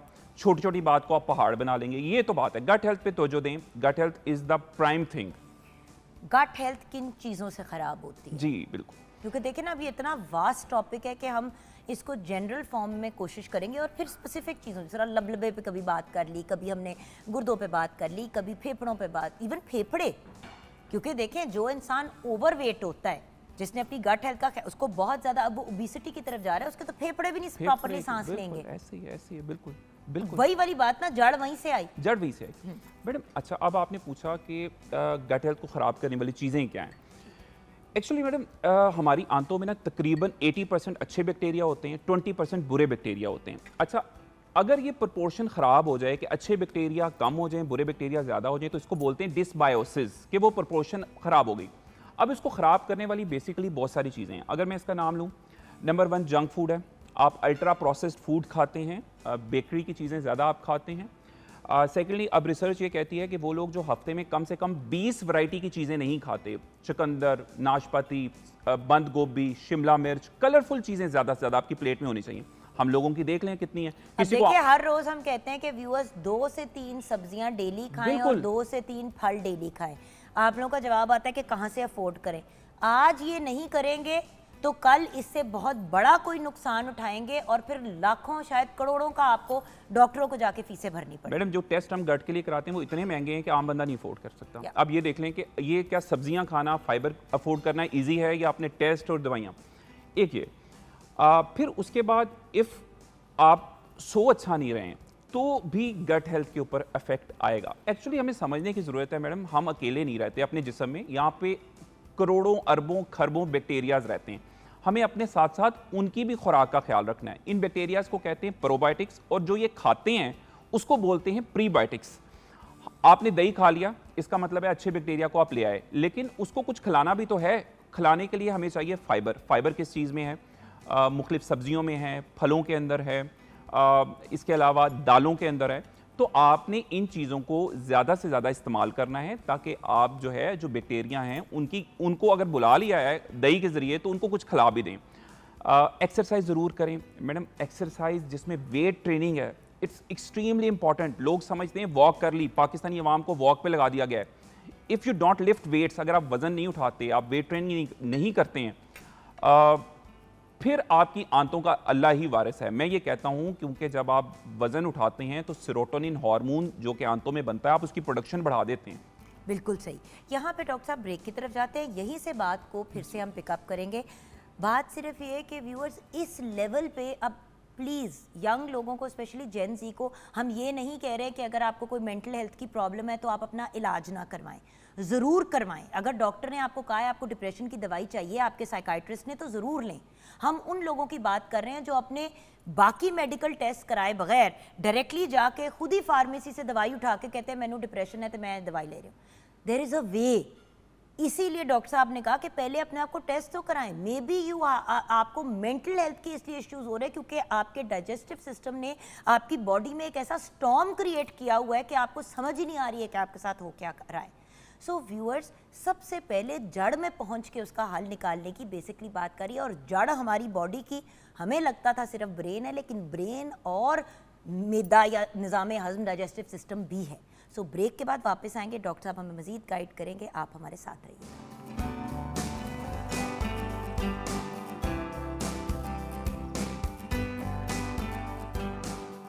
welcome back from the break viewers. Doctor Hasan Nasir Cheema हमारे साथ हैं। अकॉर्डिंग टू हिम इनका 20 साल का एक्सपीरियंस है और अगर जेन्युइनली वो ये सारी बातें फॉलो करते हैं जो हमें गाइड कर रहे हैं तो फिर तो बात ठीक है, या फिर ये अपनी उम्र का झूठ बोल रहे हैं। अभी मैंने शुरू में आपसे कहा कि जी उम्र पूछनी नहीं चाहिए, मैं पूछ भी नहीं रही हसन, लेकिन हिसाब के मुताबिक तालीम मुकम्मल करके डॉक्टर बन के, ऑब्वियसली MBBS डॉक्टर बनना, वो अपना टाइम पूरा करना, फिर 20 साल भी काम करना, तो अगर आप ऐसे दिख रहे हैं तो जो आप बातें कह रहे हैं अगर हम फॉलो करेंगे तो क्या हम भी उम्र चोर बन जाएंगे? बिल्कुल मैडम, बिल्कुल बन जाएंगे। एक्चुअली आप उम्र चोर नहीं है, आप एक नॉर्मल हेल्दी इंसान है। ऐसे ही है मैडम, आपने बिल्कुल, यू गॉट इट राइट। हम एक्चुअली गलत कहते हैं, जो इंसान नॉर्मल और हेल्दी अच्छा लग रहा होता है हम कहते हैं आप उम्र चोर है। ऐसे ही है। एक्चुअली डॉक्टर साहब उम्र चोर नहीं है। डॉक्टर हसन शायद अपनी उम्र के हिसाब से ठीक लगते हैं बहुत से लोग 25-30 साल के उम्र के होके इनसे बड़ी उम्र के इसलिए लगते हैं क्योंकि उनकी सेहत खराब है। आपने वो वीडियोस और रील्स देखी हैं डॉक्टर साहब जो आजकल बड़ी आम हुई हुई हैं कि एक औरत नॉर्मली कैसे लगती है, अब उसमें अगर इंसुलिन की कमी है तो उसकी शक्ल कैसी हो जाती है, इंसुलिन रेजिस्टेंस है, अगर वो उस औरत में आयरन की कमी है तो उसके खड्डे पड़ गए और छाइयां पड़ गई। बिल्कुल ऐसे ही तो व्यूअर्स ये फैक्ट है ऐसे ही है कि आप पे डिफरेंट चीजों की कमी या ज्यादती ऐसे ही है आपके पूरी आपकी शक्ल पे, वो कहता है ना एदे मुंह दे उत्ते आ गया। इस तरह ही है मैडम, इस तरह ही है बिल्कुल मैडम। बेसिकली तो फिर आपकी तरह कैसे लगे, चले यही बता दें। मैडम एक्चुअली आप जो कुछ खाते हैं ना आप वही कुछ हैं। जो कुछ आपने खाना है वो आपकी बाहर रिफ्लेक्ट होना है चेहरे के ऊपर, आपकी बॉडी के ऊपर। आपने मैडम बहुत खूबसूरत बात की कि हमारे यहाँ समझा जाता है कि जो नॉर्मल लुकिंग बंदा है ना, जो बिल्कुल जिसको होना चाहिए जैसा, उसको समझा जाता है कि यार इसकी उम्र तो कम लग रही है, इसने ये ऐसा क्या करता है, बंदे को होना ही वैसा चाहिए। आप जो कुछ खाते हैं वो आपकी सेहत के ऊपर रिफ्लेक्ट करता है। आपने क्या खुराक खानी है ये बहुत वाइजली चूज़ करें। आज मैडम मैं आपके तवसत से ना कुछ 2-3 चीज़ें बताना चाहूँगा अपने व्यूअर्स को जो ज़रूर करनी चाहिए अगर गट हेल्थ पे तवज्जो देना चाहते हैं। नंबर 1, नाश्ता कभी ना छोड़ें। ये जरा इनको नजरों में नजरें डाल के कहने के बाज नहीं आते। नाश्ता कौन सा नाश्ता? इंटरमिटेंट मैं कहती हूँ इंटरकिटन फास्टिंग। इंटरमिटेंट फास्टिंग जो ट्रेंड में आता है, याद है आपको कीटो डाइट, गेहूं खा के हाल खराब कर दिया किसी ने, उसके पीछे साइंस नहीं पड़ी। ऐसे ही है। और मजे की बात है कि वो डायबिटिक लोगों के लिए बनी थी। अच्छा अब आगे बढ़ते हैं। उसके बाद इंटरमिटेंट फास्टिंग कर दी जो अगेन डायबिटिक लोगों के लिए प्रॉब्लमेटिक है, फिर वो उन्होंने भी किया। उसके बाद फिर इंसुलिन रेजिस्टेंस का नाम दे के हर बंदे ने टीके लगाने शुरू कर दिए वजन कम करने के लिए। मैडम ऐसे ही है। बीच में क्या तूफान चल रहा है आपके अंदर, उसको नहीं करते, किसी ने नहीं देखा। उसको नहीं करते। तो प्लीज नजरों में नजरें डाल के गाइड करें। अच्छा अब इशू ये है कि अक्सर लोग जो आते हैं ना क्लिनिक में वो बताते हैं डॉक्टर साहब हमने कीटो डाइट की थी या हमने फलाने को देख के फास्टिंग शुरू कर दी थी, वज़न तो कम हो गया लेकिन उसके बाद हमारा निज़ाम हमारी गट जो है ना वो बहुत ख़राब है। अब या तो इतनी शदीद कब्ज़ रहती है कि पेट साफ़ ही नहीं होता, पानी भी पी लेते हैं तो डकार आते हैं, हर वक्त पेट भरा भरा रहता है, या फिर ये हाल हो गया है कि कुछ फास्टिंग करने के बाद या फिर कुछ देर उनको कीटो डाइट या इस तरह की फैट डाइट जो सुन ली उसने की तो मैं भी कर लूँगा। अच्छा उससे क्या होता है कि आपको वक्ती तौर पे वज़न कम हो जाता है लेकिन आपकी गट हेल्थ बर्बाद हो जाती है। खुदारा अपनी डाइट को बैलेंस्ड रखें। अगर देखें ज़्यादा खाना, पोर्शन साइज़ का ख्याल ना रखना ये नुकसानदेह है, लेकिन जो आपकी बॉडी की ज़रूरत है उस अपनी बॉडी को उससे महरूम ना करें। आज मैं ये इस प्रोग्राम के तवसत से मैडम आपके तवसत से ये बताना चाहता हूँ, फॉर गॉड से लोगों को फॉलो ना करें, अपने डाइटिशियन से अपने डॉक्टर से मशवरा करके अपने लिए कस्टमाइज मशवरा लें। अच्छा, आपको क्या जरूरत है? ये मैं आपसे जरूर पूछना चाहूंगी डॉक्टर साहब क्योंकि अभी हमने बात करनी है एंड आई वांट कि थोड़ा सा और हम इस टॉपिक देखें। हम आज अगस्त के महीने में बैठे हैं, 14 अगस्त की आमद है। हम लोग 1 अगस्त से सेलिब्रेशन शुरू करते हैं। मुझे अक्सर लोग कहते हैं यार तुम मॉर्निंग शो में सेहत की और तालीम की बड़ी बात करती हो, क्योंकि मेरा ये ईमान है कि जिस मुल्क का सेहत का और तालीम का निज़ाम ठीक हो जाएगा 90% उस मुल्क के मसाइल ख़त्म हो जाएंगे। कोई शक नहीं, राइट, बिल्कुल मानते हैं। तो जब हम सेहत की बात करते हैं तो आज इसीलिए अगस्त के महीने के अंदर ही और स्पेशली इन 14 डेज के अंदर इस टॉपिक को रखने का रीज़न ये था कि पाकिस्तानी अवाम या तो उनके पास खुराक नहीं है खाने के लिए, 2 वक्त की रोटी नहीं अफोर्ड करे, या फिर अफोर्ड करने के बावजूद वो ऐसी चीज़ें कर रहे हैं। अब जैसे मैं उन टीकों की तरफ इसलिए आना चाहती हूँ क्योंकि डॉक्टर साहब हर बंदा इसके ऊपर जाके ChatGPT या WebMD या जो भी अपना सर्च इंजन वो यूज़ करते हैं उसके अंदर डाल के ये GLP डाल के चेक करते हैं, वो डिफरेंट टीकों का उनको पता चलता है, जो वो अफोर्ड करते हैं वो लगाने, किसी मुआलिज से रुजू किए नहीं, बिल्कुल ऐसे ही है मैडम। अब तो बहुत ट्रेंड हो गया, और याद है एक जमाने में गोलियां आई थी जो लोग देते थे, खाते थे, बिल्कुल उन गोलियों से बंदा बहुत हाइपर हो जाता था और हार्ट अटैक्स भी हुए लोगों को। ऐसे ही है। शुरू में सबने लिए, उसमें थी स्पीड जो एक नशा है। ऐसे ही है, बिल्कुल ऐसे ही है। वो लीगली नहीं मिलती थी, बिल्कुल ऐसे ही। और ये जो इंजेक्शंस भी लोग जाके फार्मेसी से उठा के ले रहे हैं विदाउट प्रिस्क्रिप्शन, कैसे उठा रहे हैं? ऐसे ही है, घर डिलीवर कर रहे हैं लोग। बिल्कुल ऐसे ही है मैडम। मैं ये कहता हूँ अल्लाह ताला कुरान मजीद में कहता है कि इंसान के लिए वही कुछ है जिसके लिए वो कोशिश करता है। बेशक आप अगर अपने आप पे कोशिश कर रहे हैं, आपने अपनी बैलेंस डाइट रखी हुई, आप नींद अच्छी लेते हैं, आप वेट लिफ्टिंग करते हैं, आप एक्सरसाइज करते हैं, क्या आपके बराबर वो बंदा हो सकता है जिसने ओजेम्पिक का एक टीका लगवा लिया, किसी भी ये टीके लगवा लिए और वजन कम कर लिया? क्या वो दोनों बराबर हो सकते हैं? एक बंदा जो रोजाना अपने जिस्म को सालों से टाइम दे रहा है। देखिए, हम अब इनको इंजेक्शंस को बुरा नहीं कह रहे व्यूअर्स, क्योंकि जिनकी ये बिल्कुल। रिक्वायरमेंट है, जिनके उनको लिए ये लगवाना बने चाहिए। हैं, उनको 100% लगाने बिल्कुल चाहिए, लगवाने चाहिए, मगर बिल्कुल। उनको एंडोक्रिनोलॉजिस्ट, गैस्ट्रोएंटरोलॉजिस्ट Exactly। कोई बंदा प्रिस्क्राइब करता है। अभी जो भी लोग आपके इर्द गिर्द व्यूअर्स ये टीके लगा रहे हैं, उनसे पूछे नुस्खा दिखाएं, और अगर नुस्खा है तो उन्हें कहें कि उससे पहले उन्होंने आपके टेस्ट कौन से किए थे। आपको पता है लोगों ने पार्लरों में नुस्खे लिखने शुरू कर दिए हैं। एग्जैक्टली ऐसे ही है, जो exactly ऐसे ही है। बोटॉक्स, फिलर वगैरह वाले, टीकों वाले जो क्लिनिक है, उन लोगों ने नुस्खे लिखने शुरू कर ऐसे ही है, दिए। ऐसे ही है। और लोग, माएँ अपनी बेटियों को, बेटों को लेके जा रही हैं लगवाने के लिए। मैडम, नुस्खे तो वो कहते हैं हमारे पास है, हमारी बहन का नुस्खा है, वो ही हमने भी इस्तेमाल कर लिया, वो ये कहते हैं। अच्छा, अब अगर पेट में, क्या पेट में ऐसा सिस्टम नहीं बनाया जा सकता, गट में, कि आपकी इंसुलिन रेजिस्टेंस खुद ही खत्म हो जाए? जी, बिल्कुल। जो टीके लगा लगा के फॉरेन ऑब्जेक्ट्स अपने अंदर डालने हैं, बतेरे और चीजों के लिए इंजेक्शन नहीं लगने आगे जाके जिंदगी में। ऐसे ही है, ऐसे ही है। अच्छा मैडम, ये आपने जो क्वेश्चन किया ना, ये मैं समझता हूँ ये आपने इतना वैलिड क्वेश्चन किया है। बेसिकली हमारी आंतों के अंदर कुछ हार्मोन्स बनते हैं, उनमें से एक हार्मोन है GLP-1, इंसुलिन सेंसिटिविटी को कंट्रोल करता है। अच्छा, इंसुलिन सेंसिटिविटी क्या है, इंसुलिन रेजिस्टेंस क्या है, इसका मैं ब्रीफली बता देता हूँ। इंसुलिन रेजिस्टेंस ये है कि बन रही है इंसुलिन, लेकिन जिस्म नाफरमान हो गया है, वो इंसुलिन की बात नहीं मान रहा। बस, हाँ, ये easy, बेसिकली हाँ। नाफरमान बच्चा बन गया। अच्छा, अब वो कब बनता है? वो तब बनता है जब आपकी गट इन्फ्लेमेटरी है, आपकी गट में इन्फ्लेमेशन है। अच्छा, गट में इन्फ्लेमेशन होगी, आपकी जो ये हार्मोन्स हैं विच रेगुलेट, जो आपकी रेगुलेट करते हैं आपकी भूख को, आपके खाने को, जिसमें लेप्टिन आ जाता है। आप खाते हो कुछ तो उसके बाद फुलनेस एक फील होती है, लेप्टिन हार्मोन रिस्पॉन्सिबल है। पेक्टिन भी होता है, पता जी नहीं क्या बिल्कुल क्या, मैम, गैरलिन होता है, लेप्टिन होता है, GLP-1 होता है, ये सारे हार्मोन्स हैं जो आपकी एपिटाइट को कंट्रोल करते हैं, आपकी फुलनेस को कंट्रोल करते हैं। अगर गट ठीक नहीं है, ये नहीं बनेंगे। अच्छा, ये नहीं बनेंगे तो जो अपटेक है ग्लूकोज की, वो कम हो जाएगी, विच मीन्स कि आपकी इंसुलिन सही तरह से काम ही नहीं कर पा रही, बॉडी के ऊपर बन रही है, लबलबा अपना काम कर रहा है, लेकिन जिस्म जिद्दी हो गया, वो बात नहीं मान रहा। आप चाहते हैं आपकी इंसुलिन रेजिस्टेंस कम हो, 3 चीज़ों का ख्याल करें। प्रोबायोटिक अच्छे ले लें, प्रीबायोटिक अच्छे ले लें, तीसरे नंबर पे फिजिकली एक्टिव हो जाएं। सर जी बताएं क्या चीज़, जी क्या चीज़? जी बिल्कुल मैडम, ये तो आपने वो बात कर दी कि वो हम तो कहते हैं, हमारे यहाँ सारी आवाम कहती है वजन भी कम करना है, तो ये बताएं क्या खा के कम होना है? नहीं, मैं ये कह रही हूँ कि आप कह रहे हैं कि ये जो 2 चीज़ें आप कह रहे हैं, लेप्टिन एंड और GLP-1 है, लेप्टिन है, गैरलिन हार्मोन है, इनको किन चीज़ों से बेहतर किया जा सकता वही है? वाली, तो वो उनकी चीज़ें बताएं। जी। पता है क्या, क्योंकि हमारे व्यूअर्स को अक्सर इसी चीज में कंफ्यूज हो जाता है। डॉक्टर कहता है, दिल के डॉक्टर के पास गए, उसने कहा आपको हार्ट का प्रॉब्लम है, आपने वेट कम करना है।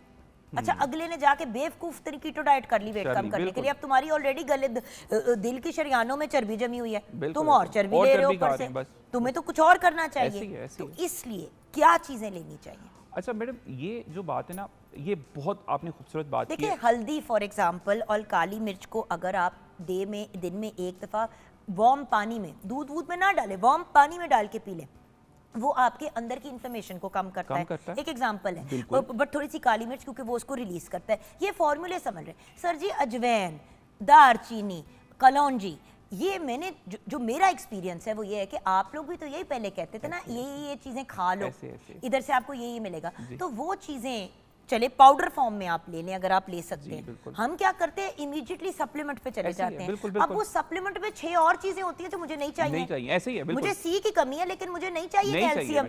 मैडम, ये अब मैं आपके तौसत से ना 3 चीजें बताने जा रहा हूँ। जिस बंदे ने इन 3 चीजों के ऊपर अमल कर लिया, उसकी गट हेल्थ खराब नहीं हो सकती। नंबर 1, दही के अंदर आपने 10 दाने कलबंजी के डालने, 1 चम्मच कुटी हुई अलसी का डाल लेना है। अच्छा, मैं अब साइंटिफिकली बताता हूँ इसमें क्या है।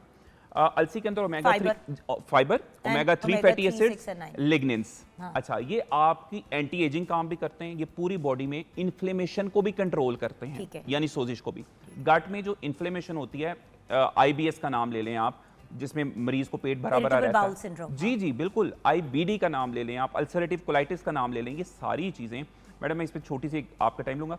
मुझे अभी साउथ अफ्रीका से एक पेशेंट की कॉल आई, वो मेरे बेसिकली उन्होंने मुझसे कभी पहले कंसल्टेशन नहीं ली थी। उन्होंने कहा डॉक्टर साहब मैंने आपकी फीस सिर्फ इसलिए दी है, आपने अलसी का बताया था, मैं साउथ अफ्रीका में 25 साल से टॉप गैस्ट्रोएंटरोलॉजिस्ट से मेडिसिन खा रहा हूँ, किसी चीज़ से फ़र्क नहीं पड़ा, सिर्फ दही और अलसी से फ़र्क पड़ गया। क्यों? अलसी के अंदर ओमेगा 3 हैं जो बहुत स्ट्रॉन्ग एंटी इन्फ्लेमेटरी आपने हैं। 3 चीजें कही हैं, दही, अलसी और कलवंजी। कलौंजी। 10 दाने कलौंजी। नाश्ता आपका ये होना चाहिए, दही के अंदर 1 चम्मच कुटी हुई अलसी, 10 दाने कलवंजी। दूसरा काम, आपने नाश्ते में इसमें अब आपने शहद, चीनी वीनी वाली फनकारी नहीं प्लीज करनी। प्लीज चीनी ने जाके प्रोबायोटिक का गला घोट देना है। सब कुछ लिटरली आप सोचे कि आपने जैसे ऐसे चीनी ही। डाली, उस चीनी के अंदर जाके उसका गला घोट दिया। एग्जैक्टली। अच्छा, ये next आपने बहुत जरूरी बात की। आपको जायका चाहिए भाई, अंदर आप खजूर डाल लो, आप अंदर कोई फल काट के डाल लो, चीनी ना डालना। अच्छा, नेक्स्ट। नंबर 2, आपने सुबह के नाश्ते के बाद चाय या कॉफी बिल्कुल नहीं पीनी। उसके बाद आपने सौंफ और अजवाइन का कहवा इस्तेमाल करना है। अच्छा, सौंफ और अजवाइन का कहवा क्या करेगा? अभी मैंने आपको क्या कहा? कलौंजी, अजवाइन, दालचीनी, यही तो चीजें हैं। यही चीज़ है। दालचीनी आपकी बॉडी से सारा पानी एक्स्ट्रा निकाल देती है। Exactly, आप exactly. बिला वजह चाय पी पी के अपनी बॉडी में कैफीन डाल डाल के, Exactly. टैनिक एसिड डाल डाल के खराब बिल्कुल करते हैं। खराब करते हैं। अच्छा, लोग मेरे पास आके कहते हैं हमें आंतों सौंफ और अजवाइन का कहवा बना लेना है। अच्छा, इसमें भी प्लीज चीनी नहीं डालनी। अगेन, इसमें चीनी चीनी, नहीं शहद डालनी। वहद कुछ नहीं डालना। कुछ नहीं डालना इसमें। और मैडम ये सिर्फ एक टेस्ट होता है, एक्वायर्ड टेस्ट होता है। आफ्टर सम डेज आपको ये अच्छा लगने लग जाएगा, चीनी की जरूरत ही महसूस नहीं बिल्कुल होगी। ठीक है। अच्छा, और सौंफ ऐसी मीठी होती है। वैसे ही मीठी होती है। ये फेनल सीड्स, सौंफ जो है- लिक्रिश। जी एग्जैक्टली। अच्छा, आप जब ये यूज करेंगे सौंफ और अजवाइन का कहवा, आपकी जो आंतों में स्मूथ मसल्स होते हैं उनमें जो क्रैम्पिंग होती है, अक्सर लोगों को पेट में दर्द होती मरोड़े। है, बिल्कुल मरोड़े, और पेट में अफारा रहता है, जी हमें पेट बड़ा फूल गया, 7 दिनों में आपका ये मसला हल हो जाएगा। दूसरा काम मैंने आपको बता दिया। और तीसरा काम, मूव। एग्जैक्टली, मूव, हिले। हरकत में बरकत है। बिल्कुल वो करना है। और मैडम एक और चीज, जब किसी को हार्ट अटैक होता है तो हम उसको सीपीआर देते हैं, यानी कि उसके दिल को स्टिमुलेट करते हैं। इसी तरह आपने अपनी आंतों को भी जो अपना काम करना भूल गई हैं उनको स्टिमुलेट करना है। आपने रात को सोने से पहले 2 चम्मच कोकोनट ऑयल के लेने हैं, नारियल के तेल के, जो कि प्रूवन है, साबित शुदा है कि एंटी इन्फ्लेमेटरी, एब्जॉर्ब होता है ये। अच्छा, आपने 2 चम्मच कोकोनट ऑयल के लेके पेट के ऊपर से नीचे मसाज करना है। अच्छा, ऊपर से नीचे क्यों करना है? क्योंकि आंतें जो हैं ये हमारी पेरिस्टॉल्सिस एक मूवमेंट करती हैं from up side to down side. तो जब आप इसको मैन्युअली थोड़ा सा स्टिमुलेट करेंगे तो जो वेस्ट प्रोडक्ट आंतों में पड़ा हुआ है वो बासानी साफ होगा, अफारा कम होगा, फुलनेस कम होगी, ब्लोटिंग कम होगी। और ये मैं सब मर्दों को रेकमेंड करूंगी जिनकी बॉडी स्किनी है और जिनके पेट निकले हुए हैं। एग्जैक्टली। अक्सर औकात ऐसा होता है कि आपके डाइजेस्टिव सिस्टम में प्रॉब्लम है, और अगर कॉन्स्टिपेशन किसी को भी है, खवातीन फिर भी डॉक्टर पे चली जाती हैं, व्यूअर्स, औरतें फिर भी चली जाती हैं, बच्चों को भी ले जाती हैं, मर्द हजरात अवॉइड करते हैं। ऐसे ही है। प्लीज़, अगर आपको कॉन्स्टिपेशन का इशू है या जनरली डाइजेशन का, अदरवाइज वैसे भी जो डॉक्टर साहब ने कहा, ये 3 चीज़ें अपनी ज़िंदगी में ऐड कर लें। दही जो आपने दिन में एट सम पॉइंट लेनी है, आपने थोड़ी सी खुला दही लें, घर का बना हुआ घर दही का लें। बना हुआ। डब्बे वाले दही में वो वाले प्रोबायोटिक्स और प्रीबायोटिक्स नहीं होते। बिल्कुल नहीं होते। Thank you so much doctor Thank साहब, you, god madam. Bless you. इंशाल्लाह नेक्स्ट टाइम आपको जरा सब और लंबा तंग करेंगे। थैंक यू सो मच। व्यूअर्स, गट हेल्थ बहुत इंपॉर्टेंट है। निज़ाम हज़म को सेटल तरीके से लेके चलना, और आपकी सबसे बड़ी प्रॉपर्टी या एसेट आपका पेट है। आज 2 बड़ी इंपॉर्टेंट बातों की हमने निशानदेही की। एक, खुदा का वास्ता है पौधे लगाएं, शजरकारी की तरफ जाएं। आपके लिए, आपके इर्द गिर्द वालों के लिए एक बहुत अच्छा स्टेप है। और उसी के साथ साथ एक और चीज़, अब देखें, डॉक्टर साहब ने कहा कि फ्रूट्स वेजिटेबल्स का इस्तेमाल करें, वो भी तो पौधों से ही आते हैं। एक वो बात हो गई, और उससे ही कनेक्टेड बात कि अपने गट हेल्थ का ख्याल रखें ताकि सेहतमंद ज़िंदगी गुजार सकें, ताकि आप भी खुश रहें और कामयाब हो सकें, और आपके इर्द गिर्द वाले भी। सो ब्रेक के बाद वापस आएंगे। Thank you so much doctor साहब। Thank you so much madam.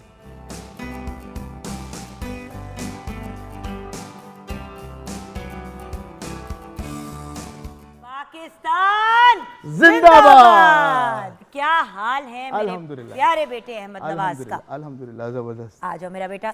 Ahmad Nawaz हमारे मुल्क के एक बहुत ही मारूफ एक्टर एंड सिंगर।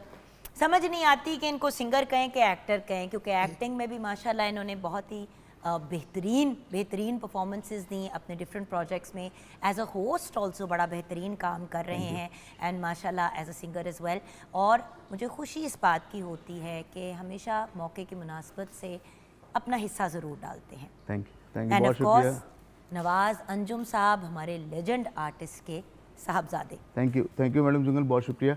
और पीटीवी का बहुत बहुत शुक्रिया, क्योंकि ये मेरा फैमिली होम है और यहाँ पे जब भी आते हैं बड़ा कुछ सीखने को मिलता है। और फर्स्ट ऑफ ऑल आपकी बात बिल्कुल कि हम लोग कुछ ना कुछ जो है वो अपना हिस्सा डालते रहते हैं। कोई भी ओकेजन हो तो हम उस पर मौजूद होते हैं यहाँ पे। तो जैसे कि अब 14 अगस्त है तो हम लोग उसको सेलिब्रेट कर रहे हैं और ये हमारे लिए बड़ी ऑनर है। बिल्कुल। So bless you and thank you for joining us. अब मिलते हैं आज के हमारे हॉट सीट में जो गेस्ट्स हैं। आज के हमारे मेहमान वैसे तो मेहमान नहीं हैं, इसलिए क्योंकि जब इन्होंने पाकिस्तान का नाम रोशन किया तो ये भी फिर हमारे घर वाले ही बन गए as far as PTV is concern. So हमारे 2 और पीटीवी के फैमिली मेंबर्स जिन्होंने हमारे मुल्क का नाम रोशन किया है पावर लिफ्टिंग की दुनिया में। अब आखिर पावर लिफ्टिंग है क्या और इस तरफ इनका रुझान कैसे हुआ, इसकी तरफ भी आएंगे। मजीद हुसैन हमारे साथ हैं जिन्होंने गोल्ड मेडल 2025 में जीता world power lifting championship Sri Lanka में। अस्सलाम वालेकुम। वालेकुम अस्सलाम। सर मजीद है या माजिद है? मजीद हुसैन। मजीद हुसैन, कैसे आप मजीद? जी अल्लाह का शुक्र है, अल्हम्दुलिल्लाह, अल्लाह का बहुत लाख लाख शुक्र है। एंड आपके साथ हमें ज्वाइन किया है फॉर्मर इंटरनेशनल प्लेयर ने, एक ऐसी पर्सनालिटी ने जो करंटली एज कोच सर्व कर रहे हैं अक्रॉस द बॉर्डर। जो है वो एक इंटरनेशनल कंपटीशन में इन्होंने 1999 में ब्रॉन्ज मेडल भी हासिल किया, पाकिस्तान के नाम किया।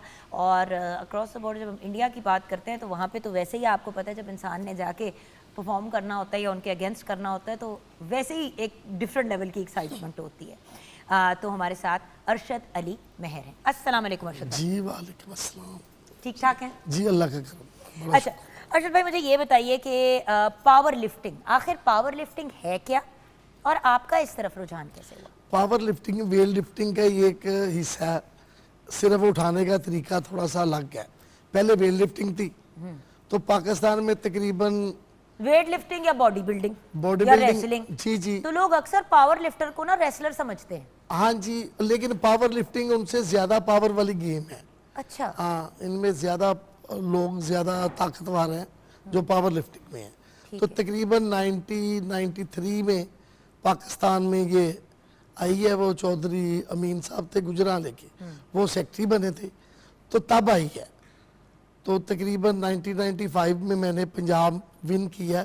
लेकिन शुरू कैसे हुआ आपका ये लिफ्टिंग का? वेट लिफ्टिंग से ही हट के ना एक पावर लिफ्टिंग आ गई ना तो लोगों का रुझान हो गया ये।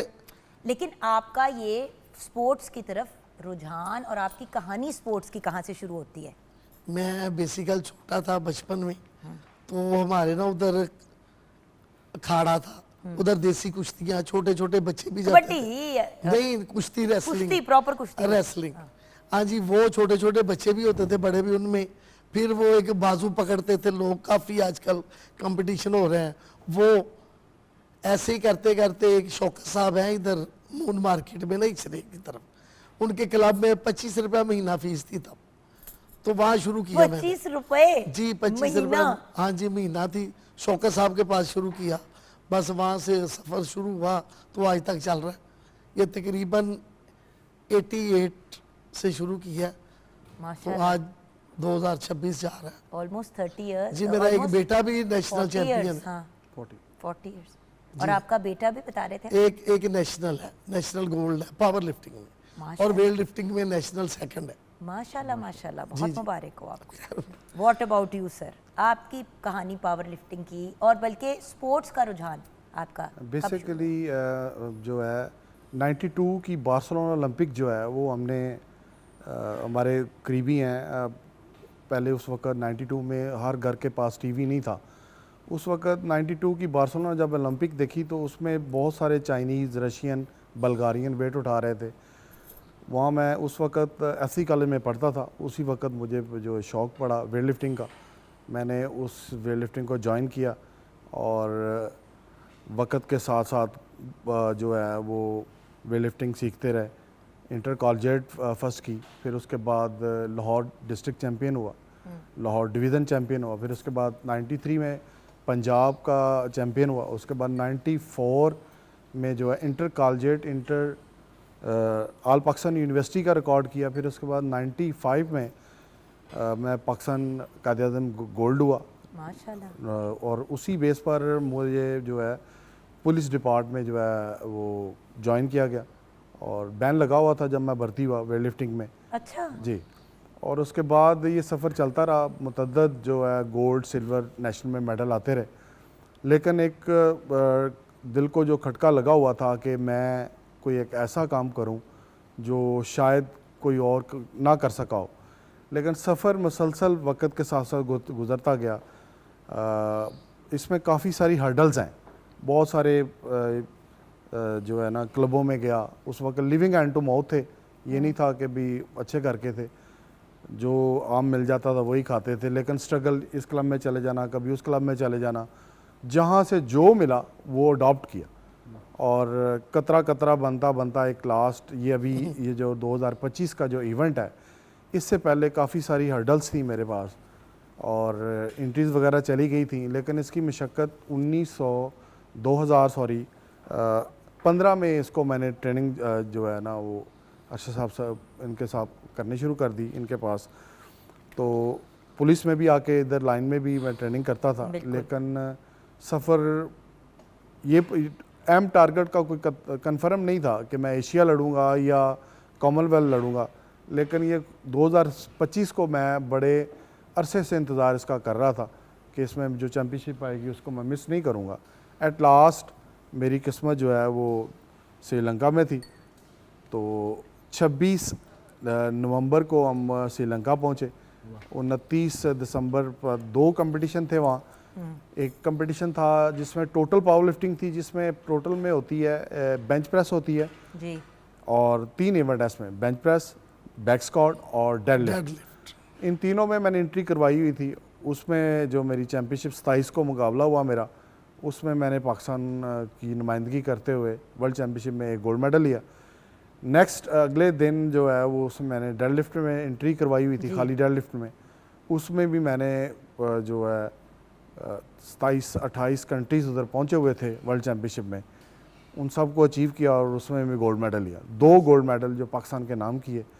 और शायद ये ज़िंदगी का मेरी का सबसे बड़ा दिन था। सबसे बड़ा दिन क्या था वो अभी हमने आपका जानना है। अब चले, आपने तो पहले ही बता दिया, चले अब बता ही दें क्योंकि मैंने ये अगला आपसे सवाल करना हाँ था। जी, सबसे बड़ा दिन सबसे यादगार। हाँ जी, यादगार लम्हा और सबसे बड़ा दिन ये था क्योंकि उस वक़्त मैं अपने सबसे अजीज़ जो रिश्तों को वो जो खो बैठा था, जिनमें मेरी वालदा थी, मेरा वालिद था। I'm so sorry। काश अगर वो होते तो वो कितना खुश होते। और इस सफ़र को, इस टर्न्योर को, देखिए जन्नत से आपकी तरफ मुस्कुरा रहे हाँ होंगे जी, इंशाल्लाह। इस सफ़र को तकरीबन कुल मिलाकर 34 साल लग गए। व्यूअर्स, ये होता है फोकस, डिसिप्लिन और उससे बढ़ के कमिटमेंट जी, परसिवियरेंस एक बड़ी इंपॉर्टेंट चीज़ है व्यूअर्स, जिसको हम एक लम्हे में भूल जाते हैं। कभी कभी इंसान की कुल ज़िंदगी का खुलासा यही होता है कि एंड में आपने क्या अचीव किया। और ये भी तो हो सकता था कि फिर भी ना अचीव करते, लेकिन अल्लाह का करम हुआ क्योंकि उन्होंने मेहनत की, दयानतदारी से और एफर्ट किया और खून पसीना एक करके अपने आप को इस लेवल पे लेके आए, चाहे कितनी भी ठोकरें इनको खानी पड़ी। ईद का दिन जो है ना वो भी हम ट्रेनिंग करते थे। ईद वाले दिन वालदा से जो है वो सेवियां पकवा लेते, गोश्त पकवा लेते और सारा दिन क्लब में रहते और क्लब भी ले जाते, क्लब भी ले जाते, उधर ही खाना खाते, उधर ही ट्रेनिंग करते, उधर ही लेट जाते। ये वक्त हमने देखा। फिर उसके बाद ये भी पोजीशन है कि शाम हम अगर कॉलेज से फ़ारग होकर आए हैं तो 3 बजे क्लब चले गए हैं, सफाई की है, वेट निकाला है, ट्रेनिंग की है। ट्रेनिंग के बाद जब रेस्ट हो गई है फिर उसके बाद दोबारा फिर शुरू कर दिए। कोई दिन ऐसा नहीं है जिस दिन ये ना सोचा हो कि हमने कुछ हासिल करना है। हर रोज़ बड़ा अज़म लेकर निकलते थे घर से। और इसी अज़म की तो हम व्यूअर्स बात करते हैं जब हम बात करते हैं पाकिस्तान को कामयाबी की तरफ ले जाने के लिए। जी, ये अज़म इनके एज ग्रुप के यूथ में था। जी, आज के यूथ में कमिटमेंट, डेडिकेशन थोड़ी सी कम नज़र आ रही है और इसीलिए हम ऐसे सीनियर लोगों को बिठा के उनसे बात कर रहे हैं। और मैं आपको यहाँ बताता चलूँ कि ये मेरे लिए बड़ा एजाज़ है कि हमारी SP हेडक्वार्टर साहब हैं मुनज़्ज़ा करामत साहबा, उन्होंने मुझे बहुत ज़्यादा अकोमोडेट किया। काश अगर वो ना होते तो शायद मैं वर्ल्ड चैम्पियन ना होता। उसकी वजह क्योंकि वो SP हेडक्वार्टर थी, मैं उधर एज हेड मुहर्रर भी ड्यूटी सारा अंजाम दे रहा हूँ और पावर लिफ्टिंग का पुलिस का वाइस प्रेसिडेंट भी हूँ, अपना मैनेजर हूँ। और पाकिस्तान फेडरेशन का वाइस बिल्कुल। प्रेसिडेंट भी हूँ। और इसके अलावा जो है वो मेरे लिए बहुत ज़्यादा उन्होंने अहम रोल अदा किया। उन्होंने मुझे अकोमोडेट किया, वो जो हमारी टिकट्स हैं रशिया श्रीलंका की वो मुझे प्रोवाइड की। माशाल्लाह, और वंडरफुल। अगर वो ना होती शायद मैं श्रीलंका पहुंचता ही ना। बिल्कुल। सो व्यूअर्स, यही तो बात है ना कि कुछ लोग हमारी ज़िंदगी में बड़ा अहम रोल, वो कहते हैं ना अल्लाह ताला वसीले बनाते हैं। जी। ब्रेक के बाद वापस आएंगे, जब ब्रेक के बाद वापस आएंगे तो अरशद साहब से भी ये जानेंगे कि उन्होंने क्या टफ टाइम्स देखे इस स्टेज पे पहुंचने के लिए और फिर कोच कैसे बने। ब्रेक के बाद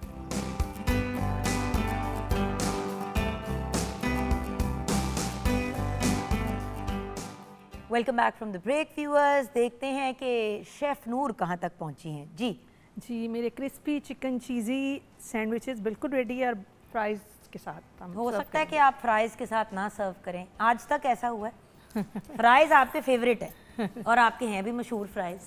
अच्छा जी, thank you so much chef Noor. अब वापस आते हैं अपने बहुत ही अमेजिंग और ब्रिलियंट गेस्ट की तरफ। वैसे तो हमारी पीटीवी की फैमिली का हिस्सा ही हैं ये सारे, Ahmed Nawaz, Majeed Hussain and of course Arshad Ali Mahar. तो अरशद भाई, आप बताइए कि आप किन मुश्किल मराहिल से गुजरे? बस बचपन से शौक था, वालिद साहब को भी था, छोटी मोटी स्पोर्ट्स करते करते आ गए। जब अपने उस्ताद के पास आए हैं जो हमें यहाँ तक लेके गए हैं, अकील जवेद भट्ट साहब हैं, वो इंटरनेशनल तकरीबन 5 टूर हैं उनके और पाकिस्तान के स्ट्रॉन्गेस्ट मैन हैं। बड़े वेल नोन पर्सन हैं। हाँ जी, बहुत well और उनके पास ही ट्रेनिंग करते रहे। तो जब उनके पास ट्रेनिंग शुरू की तो मैंने कहा उस्ताद जी सिर्फ लाहौर चैंपियन होके जाना है बस। हमें ये था कि लाहौर चैंपियन बहुत बड़ी एक चीज़ है, तो सुना ही नहीं था। तो फिर अल्लाह का करम ऐसा हुआ कि लाहौर भी हुए, डिस्ट्रिक्ट डिवीज़न, पंजाब, पाकिस्तान, तकरीबन 3-4 नेशनल लड़ी। फिर कोचिंग की तरफ आप आ गए। कोचिंग जाहिर है कि अब एज है नहीं, तो बट तजर्बा पावर भी है। लिफ्टिंग में कोई एज है? कोई एज लिमिट होता है पावर लिफ्टिंग में? नहीं, एज लिमिट मैंने तो 80 साल के भी लोग देखे हुए पावर लिफ्टिंग नहीं नहीं, अभी भी कर रहे हैं, खुद भी कर रहे हैं। अच्छा, लेकिन ये देखे ना, बड़ा अच्छा है, मजीद जूनियर है और छोटा भाई है। इनके लिए और 2-3 लड़के हैं, उनके लिए फिर जाहिर है अगर आपके पास तजर्बा है यानी खुद तो ही इनको आपने कोचिंग की तरफ अगर उसी मुल्क का, उसी इलाके के मामलात को समझने वाला बंदा हो तो बेहतर होता जाहिर है। है। लोग बड़ी दफ़ा इंटरनेशनल कोचेज ले आते हैं, लेकिन होता ही है कि उनको हमारे कंडीशंस में सिखाना नहीं फिर आता। जी जी। क्योंकि देखिए हमारे हालात फ़र्क हैं, हम एक थर्ड वर्ल्ड कंट्री, हम पहुंच रहे हैं, हम डेवलपिंग कंट्री हैं, हम एक जगह पे पहुंचने की कोशिश कर रहे हैं। जिन जगहों से ये Basically लोग उठ के हमारे- आते हैं उधर उनके पास खुली फैसिलिटीज होती हैं, हज़ारों करोड़ों रुपए उनके पास होते हैं। हमारे जो कोच है ना, फर्क डालता है, जो माहौल है, मुखलस फिर हैं, उसके उन्होंने बाद- बहुत बहुत बड़े बच्चे तैयार किए हैं, बड़े लड़के तैयार किए हैं। हाँ जी, बहुत इंटरनेशनल है माशाल्लाह हमारे पास। बिल्कुल। हाँ जी। अभी तो मैं जिस क्लब में हमने की 8-10 तो उनके सारे इंटरनेशनल थे। अकील भट्ट साहब तो खुद 5 टूर किए हैं उन्होंने। बिल्कुल बिल्कुल सही कह रहे हैं। तो ऐसे इसके है साथ कि साथ वो मैं आपको बताता चलूँ कि हमारी जो पावर लिफ्टिंग की पुलिस की टीम है वो हमारे पास इधर लाइन में ही ट्रेनिंग कर रही है। और पाकिस्तान के जो नामवर प्लेयर हैं वो अपने पुलिस ने उसे उन्हें बनाया है। और अल्हम्दुलिल्लाह नेशनल चैम्पियनशिप में हमारे इस साल जो है 2026 में और 2025 रवां साल में तकरीबन 14 मेडल हैं, 5 गोल्ड हैं और इसके अलावा 3 ब्राउन हैं, जूनियर, माशाल्लाह। सीनियर और मास्टर के मिलाकर। और लड़कियां भी बहुत। और हमारी वुमेंस की जो टीम है इतनी स्ट्रांग हो चुकी है कि वापडा को हम इंशाल्लाह इस चैम्पियनशिप में पूरा टफ टाइम देंगे टफ टाइम देंगे, इंशाल्लाह। टफ टाइम देंगे। हार जीत तो अल्लाह के हाथ में। हाँ जी। जी, तो अच्छा भाई ये बताइए कि आपका सबसे यादगार लम्हा, अब इतना लंबा माशाल्लाह टेन्योर, अब तो आप कोच भी हैं, तो आपके लिए आज तक पावर लिफ्टिंग की दुनिया में सबसे ज़्यादा यादगार लम्हा क्या है, बल्कि स्पोर्ट्स की दुनिया में? सारे यादगार ही हैं। एक बंदे ने सोचा ही नहीं, एक बंदा सोच रहा है कि मैं लाहौर चैंपियन होऊंगा। वो पंजाब, पाकिस्तान, एशिया, 2 एशियन लड़ी हैं। माशाल्लाह। 96 में ताइवान में लड़ी है एशियन चैंपियनशिप, 99 इंडिया में लड़ी है। तो इससे बड़े क्या होंगे हमारे लिए। एक छोटे घर के लोग या दरमियाने तबके के लोग, कोई इतनी सपोर्ट नहीं है पीछे से, वालदैन की तरफ से इतनी ज़्यादा सपोर्ट नहीं थी पैसों की या किसी पैसों चीज़ की वही वाली बात है ना, हर बंदा अपने हालात तो मगर उसके बावजूद अल्लाह ताला ने इतना करम किया। तो अब आगे का क्या प्लान है, यहाँ से कहाँ जाना है? जी सर। यहाँ से जो है हमारा अगला जो टारगेट है वर्ल्ड चैम्पियनशिप तो इसके बाद कोई चीज़ इसके आगे नहीं है, लेकिन हम इस एजाज़ को दोबारा बरकरार रखेंगे।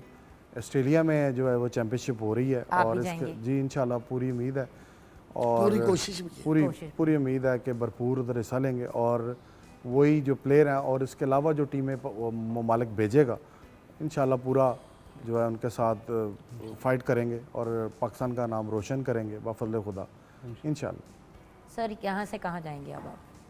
इंशाल्लाह कोशिश है कहीं भी चले गए। ये क्या अगर बात कोई मास्टर में होगा ना, मास्टर 50+ तो उसमें टूर करेंगे इंशाल्लाह। जाएंगे? इंशाल्लाह ये आपने ऑनर कह दिया है? जी, जी, स्टेट इंशाल्लाह। चैनल पे कह दिया है? इंशाल्लाह बाद से मुकरना नहीं है। मैंने आगे से तो फाड़ लेना है, जिस रिपोर्टर नहीं आते फाड़ लेते। अच्छा फाइन, इंशाल्लाह मास्टर लड़ाएंगे इंशाल्लाह। अच्छा अहमद अब्बास, आपसे पैगाम for the youth of our country, young लोगों को क्या मैसेज देना चाहोगे? क्योंकि आपकी अपनी भी बड़ी स्ट्रगल है। आज ऑफ कोर्स हमने इन फोकस अपने सीनियर्स को रखा है, लेकिन आपकी अपनी बड़ी एक स्ट्रगल रही है as a singer, as an artist, क्योंकि अब्बू ने आपको डे वन से कहा था कि बेटे करना जो है वो अपनी बेस पे करना जी है। बिल्कुल ऐसे, तुम्हारे साथ नाम मेरा ऑलरेडी अटैच्ड है, बिल्कुल ऐसे, नवाज तो लगा हुआ है ना, नवाज अंजुम का, बिल्कुल ऐसे। तो नवाज आपके नाम के साथ लगा हुआ है, लेकिन काम तुमने खुद करना है। बेशक बेशक बेशक। तो और आज आपको एज एन एक्टर भी माना जाता है, एज अ होस्ट भी माना जाता है, एज अ सिंगर भी माना जाता है। एग्जैक्टली, स्ट्रगल के बाद बिल्कुल है। खुद मेहनत करके। अगेन अब्बू ने हमेशा दूसरों का किया, अब्बू ने कौन सा जायदादें और करोड़ों और अरबों की Exactly, चीज़ें बिल्कुल बनाई है, आपके अब्बू की सब स्ट्रगल जानते हैं। आज भी वो लोगों के लिए ही कर रहे हैं, तो आपने भी जीरो से अपने आप को बनाया। Exactly. आप हमारे यूथ को क्या पैगाम दोगे? जितने भी कुलीग हैं मेरे और जो मेरी एज के हैं और जो आना चाहते हैं इस फील्ड में, मैं उनसे बस एक ही रिक्वेस्ट करूँगा कि प्लीज़ काम आपको जो भी मिले उसको इनकार नहीं करना और करना ज़रूर है, क्योंकि 5 वाला काम भी नहीं छोड़ना, लाख वाला काम भी नहीं छोड़ना। आपको नहीं पता कि कौन सा काम किस टाइम क्लिक हो जाए और स्ट्रगल अपनी जारी रखनी है। और जो कहते हैं ना कि लोगों की बातों में आके लोग पीछे हो जाते हैं कि यार उसने मुझे ये कहा कि इस तरह नहीं कदम रखना, तो लिहाजा सुने सबकी, करें अपने दिल की और स्ट्रगल करते रहें। इंशाल्लाह रब जो है वो रायगा कभी नहीं जाने देता आपकी मेहनत को, तो आपको फल ज़रूर लगाता है। तो चुप करके लगे रहें और इंशाल्लाह जो है अल्लाह पाक वो मंजिल ज़रूर अता करेगा। आमीन आमीन। सर आपका मैसेज, आपके फैंस भी हैं और व्यूअर्स भी देख रहे हैं आपको। जी मेरा मैसेज यही है कि जो इंसान को कभी भी हिम्मत जो है वो हारनी नहीं चाहिए और हर रोज़ अपना एक अज़म जो है वो नया से नया लेकर निकले। बेशक जो है वो इंसान के साथ प्रॉब्लम्स होती हैं, फाइनेंशियली प्रॉब्लम्स हैं, घरेलू प्रॉब्लम्स होती हैं या और को मामलात होते हैं। हमने बड़ी जो है ना ट्रेनिंग के मामले से बड़ी मशक्क़त की है, अपने सिटी में की है, अपने सिटी से हटकर की है और परदेश जाके की है। तकरीबन 30-40 किलोमीटर डेली का सफ़र करके भी ट्रेनिंग की है। इवन के वैन के पैसे नहीं होते थे किराए के, तो साइकिल पर जाकर भी मेहनत की है। और मैं अपना पैगाम दूंगा भी कोई भी बंदा अपने आप को कमज़ोर मत समझे। अगर वो हर रोज़ अपना माइंड और टारगेट बड़ा बनाता है कि मैं कुछ हासिल करना चाहता हूँ और करके रहता, वो इंशाल्लाह वो एक दिन ज़रूर आता है कि अल्लाह पाक उसको वो उसकी मेहनत का सिला जो है वो लाजमी देता है। बेशक। और जी thank you so much sir, बहुत शुक्रिया। और आप क्या मैसेज देंगे यंग लोगों को? यंग लोगों को मनशियात से दूर रहें बहुत अच्छा पैगाम। और स्पोर्ट्स करें, छोटी करें बड़ी करें, स्पोर्ट्स एक्टिविटी होनी चाहिए। जो बंदा स्पोर्ट्समैन होता है वो कहीं ना कहीं चला जाए, ना और भी वो पुट्ठे कामों में नहीं हाँ, पड़ता। तरक्की ना भी करे, पाकिस्तान चैंपियन ना हो, लेकिन वो फिट रहता है और बुरे कामों से और बचता यही है। बात डॉक्टर साहब आपके यही बात एग्जैक्ट वो कह के गए हैं। बिल्कुल मनशियात और सारी स्पोर्ट्स करें, छोटी मोटी करें जरूर। बिल्कुल। थैंक यू सो मच, बहुत शुक्रिया ज्वाइन करने का। शेफ नूर का भी बहुत शुक्रिया। व्यूअर्स यहाँ पे अपने शो को कंक्लूड करेंगे।